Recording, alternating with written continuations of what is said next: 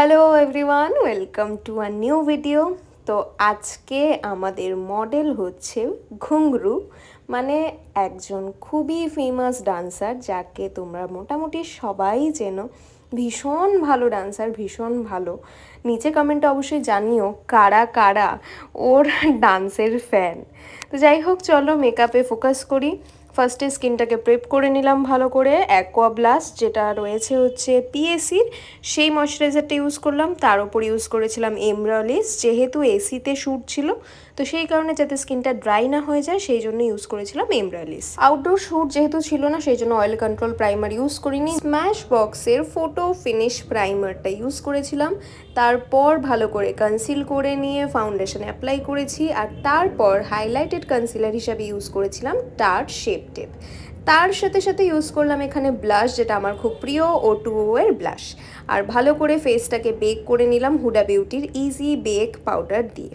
Control করেছিলাম হুলা দিয়ে, blush use করেছিলাম মাই মেকআপ স্টোরি, আর সুন্দর এই যে গ্লোটা দেখছো সেটা ছিল ওফরার জন্য।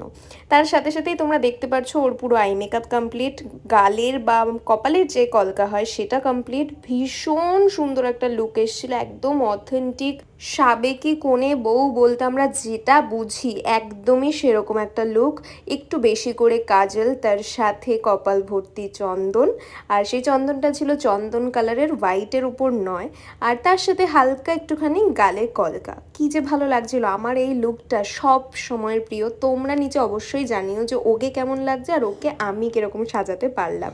ওর মুখের যে মিষ্টতাটা রয়েছে সেটাই আমি রেখেছি, কোনো কিছুকে চেঞ্জ করিনি, জাস্ট একটু এনহ্যান্স করেছি। আর লিপস্টিকটা ছিল ম্যাকের, কী যে ভালো লাগছিল, মানে রেড পরলে যে কোনো বাঙালি মেয়ের যে স্কিন টোন, যে কালার, যে সব কিছু এত সুন্দরভাবে ইনহ্যান্স হয় যে সেটা আর আলাদা করে বলার কিছু নেই।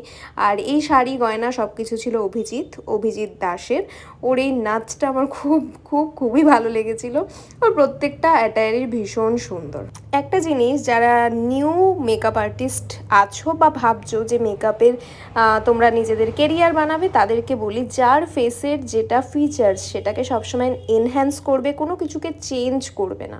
ধরো আমার ভোতা নাক, সেক্ষেত্রে আমি একটু শার্প করলাম, সেটা আলাদা বিষয়, কিন্তু কারোর গোল মুখ সেটাকে একদম কন্ট্রোল করে আমি চিজেলড একদম কন্ট্রোলড একটা ফেস বানিয়ে দিলাম, সেটা করবে না। কারণ যার ন্যাচারাল ফেসটা না দেখতে ভীষণ সুন্দর, যদি না ক্লায়েন্ট ডিমান্ড থাকে তাহলে। তো আমি এখানে দেখো ওর যে সুন্দর একটা মুখ সেটাকে ঠিক সেই রকম রেখেছিলাম, জাস্ট এনহ্যান্স করেছে। আর এখানে এই যে পিছনে আমি, খুব খারাপ অবস্থা ছিল, যাই হোক।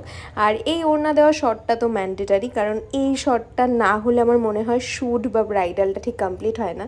যদিও এটাও ঠিক যে প্রচুর ব্রাইডরা রয়েছে যারা কমপ্লেন করো যে দিদি তুমি এই শটটা নিলে না, তুমি চলে যাচ্ছ, কিন্তু যেহেতু দিনে জানোই তোমরা অনেকগুলো কাজ থাকে, তো প্রত্যেককে তো ফুল লুক রেডি হওয়া অবধি ওয়েট করা সম্ভব হয় না। যাই হোক, সেটার জন্য ক্ষমা করো আমাকে। আর এখানে কিছু ফটো তোমাদের সাথে শেয়ার করলাম যেটা তুলেছিল সৌরভ পাল।